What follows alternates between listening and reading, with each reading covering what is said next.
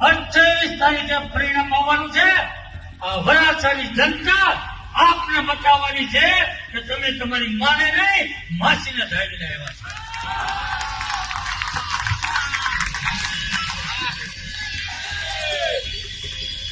આ જવાબ તમારે આપવાનો.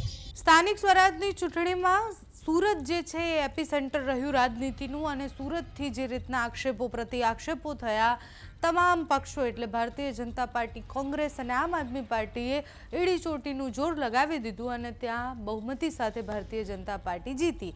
અને સુરતમાં બધાને એવું લાગતું હતું કે આમ આદમી પાર્ટી આ વખતે તો મેયર બનાવી દેશે. એ આમ આદમી પાર્ટી 4 બેઠકોમાં સમેટાઈ ગઈ.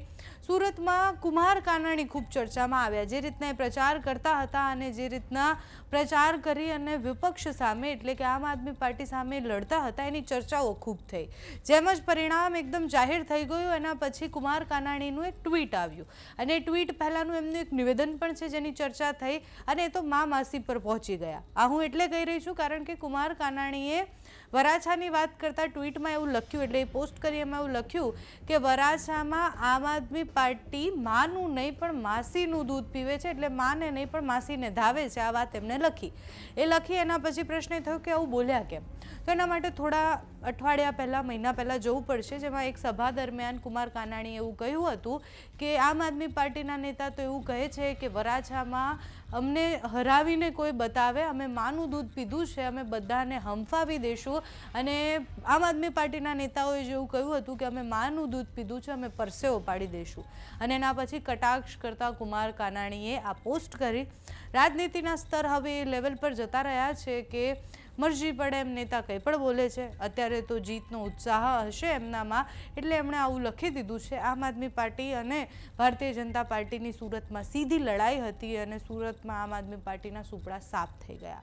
4 બેઠકો પર જીત મળી છે અને એવરેજ એવું મનાતું હતું કે 27 જે છે એ 27 બેઠક તો જીતી શકે એમ છે પણ એ 27માંથી માત્ર 4 બેઠકો જીતી શક્યા. જે મેયરના ચહેરા હતા એ પણ હારી ગયા. કુમાર કાનાણીનો એ જૂનો વિડીયો જુઓ, પોસ્ટ તો તમે વાંચી જ લીધી છે, તો જૂનો વિડીયો એ જુઓ જેમાં એ આમ આદમી પાર્ટી વિશે અને એ માનું દૂધ ધાવ્યું છે એ વિશે જે વાત કરી રહ્યા છે. આજે મેં તેના વિપક્ષના એક સભ્યની મેં આજે એક વિડીયો જોયો. સભાના મંચ ઉપરથી બોલે છે ભાજપ વાળાને પરસેવો ન પડી દઈએ ને, ભાજપ વાળાને જો અમે પરસેવો ન પડી દઈએ તો અમે અમારી માને ખાવા નહીં હોઈએ. આપ વાળા બોલ્યા છે, આપ વાળા બોલ્યા છે. અરે ભાઈ ચૂંટણી છે, બધા મહેનત કરે, બધા પરસેવો પાડે, એમાં ગરમી છે, પરસેવો તો થાય પણ તમારે રેલો એટલો ઉતરી ગયો છે, ભીનો થઈ ગયો છે. તમારે બતાવવાનું છે. 26 તારીખે એને કોનું દૂધ પીધું છે એ મતદાન કરી અને તમારે એનો જવાબ આપવાનો છે. 26 તારીખે અને 28 તારીખે પરિણામ આવવાનું છે.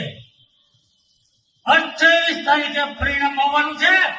આ વરાછાની જનતા આપને બતાવવાની છે કે તમે તમારી માને નહીં માસીને ધારીને આવ્યા છો.